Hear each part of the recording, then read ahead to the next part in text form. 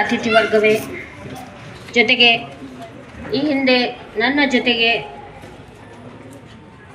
ಅತ್ಯಂತ ಆತ್ಮೀಯತೆಯಿಂದ ಇದ್ದು ನನ್ನ ಜೊತೆಗೆ ಸಹಕಾರದಿಂದ ಇದ್ದು ಕೆಲಸ ನಿರ್ವಹಿಸಿರುವಂಥ ಎಲ್ಲ ವೃತ್ತಿ ಬಾಂಧವರೇ, ಜೊತೆಗೆ ಅತ್ಯುನ್ನತ ಸ್ಥಾನವನ್ನು ಗಳಿಸಿ ಸಮಾಜದಲ್ಲಿ ಎಲ್ಲರೂ ಹೆಮ್ಮೆ ಪಡುವ ಹಾಗೆ ಸಾಧಕರಾಗಿ ಬಂದು ನಿಂತಿರುವಂಥ ಎಲ್ಲ ನನ್ನ ಆತ್ಮೀಯ ವಿದ್ಯಾರ್ಥಿ ಬಳಗವೇ,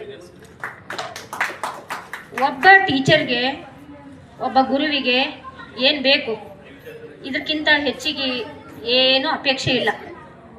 ಇದು ಭಾಳ ಖುಷಿ ಅನ್ನಿಸ್ತದ.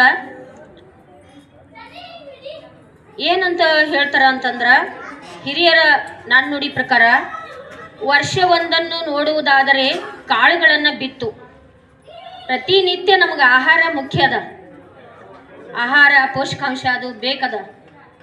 ಹಾಗೆಯೇ ದಿನವೊಂದನ್ನು ನೋಡುವುದಾದರೆ ಮರವನ್ನು ನೆಡು.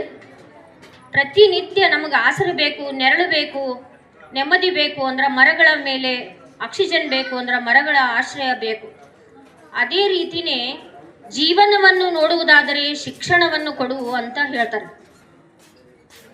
ಆ ಜೀವನ ಸಮೃದ್ಧಿಯಾಗಿರಬೇಕು, ಜೀವನ ಆ ಭವಿಷ್ಯ ಆ ವಿದ್ಯಾರ್ಥಿಯ ಬದುಕು ಸಮೃದ್ಧದಿಂದ ಉಜ್ವಲ ಭವಿಷ್ಯ ಇರಬೇಕು ಅಂದ್ರೆ ಅವನಿಗೆ ಉತ್ತಮ ಶಿಕ್ಷಣದ ಅವಶ್ಯಕತೆ ಇದೆ.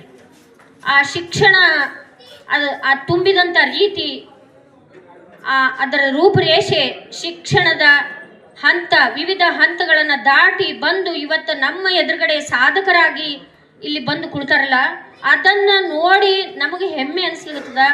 ಜೊತೆಗೆ ಅದನ್ನು ನಮಗೇನು ಅನ್ನಿಸ್ತದ ಅಂದ್ರೆ, ಈ ಒಂದು ಸಸಿ ಸಣ್ಣದಾಗಿ ನಾವು ನೆಟ್ಟಿದ್ದೆವು ಮೊದಲ, ಅದು ಇವತ್ತು ಹೆಮ್ಮರವಾಗಿ ಬೆಳೆದದ. ಅದನ್ನು ನೋಡಿ ಯಾರಿಗಾದ್ರೂ ಸಸಿ ನೆಟ್ಟವರಿಗೆ ಸಹಜ ಸಂತೋಷವಾಗೋದು ಸಹಜದ.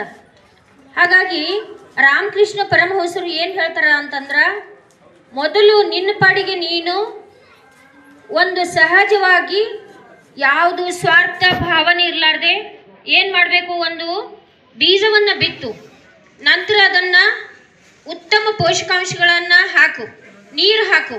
ಸೂರ್ಯನ ಬೆಳಕು ಯಥಾವತ್ತಾಗಿ ಬರ್ತಿರ್ತದ, ಅದರ ಒಟ್ಟಿಗೆ ಏನಾಗ್ತಿರ್ತದ, ನಿಸರ್ಗ ಅದನ್ನು ಬೆಳೆಸ್ತಾ ಹೋಗ್ತದ. ಹಾಗೇನೆ ವಿದ್ಯಾರ್ಥಿ ಬಳಗದವರೆಲ್ಲರೂ ಹೇಳಿಕೊಳ್ಳುವಂಥ ಈ ಮಾತುಗಳೆಲ್ಲ ಕೇಳಿ ಬಹಳ ಸಂತೋಷ ಆಯಿತು. ಆ ಮರ ಬೆಳೆದು ಹೆಮ್ಮರವಾಯಿತು.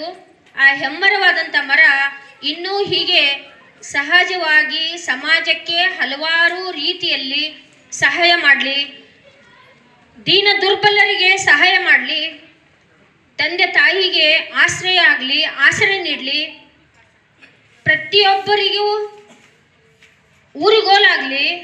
ಶಿಕ್ಷಣದ ಮಹತ್ವ ಅವಾಗ ಸಾರ್ಥಕ ಆಗ್ತದ. ಶಿಕ್ಷಣಕ್ಕೆ ಒಂದು ಬೆಲೆ ಬರ್ತದೆ. ಹೆಸರಿಗೆ ಬರೀ ಶಿಕ್ಷಣ, ನಾನು ಇಷ್ಟು ಡಿಗ್ರಿ ತಗೊಂಡ, ನಾನು ಅದನ್ನು ಸಾಧನೆ ಮಾಡ್ದ ಅಂತಂದ್ರೆ ಅದಕ್ಕೆ ಬೆಲೆ ಬರಂಗಿಲ್ಲ. ಆ ಸಾರ್ಥಕತೆ ಬದುಕು ಯಾವಾಗ ಮುಟ್ತದ ಅಂದ್ರೆ, ಪ್ರತಿಯೊಬ್ಬರಲ್ಲಿ ಆ ಒಂದು ಅಂಶ ಇರಬೇಕು. ಆ ಸಾರ್ಥಕತೆಯ ಬದುಕು ಮುಟ್ಟಬೇಕಂತಂದ್ರೆ ಯಾರಿಗೆ ಅವಶ್ಯಕತೆ ಇರ್ತದ, ಯಾರಿಗೆ ಸಹಾಯದ ಅವಶ್ಯಕತೆ ಇರ್ತದ, ಯಾರಿಗೆ ಒಂದು ಊರುಗೊಲಾಗುವಂಥ ಸಂದರ್ಭ ಬರ್ತಿರ್ತದ, ಅಲ್ಲಿ ಕಡೆಗಾಣಿಸದೆ ಅಂಥ ಒಂದು ವ್ಯಕ್ತಿತ್ವ ಏನಿರ್ತದ, ಅವಾಗಲೇ ಸಾರ್ಥಕ ಆಗ್ತದ.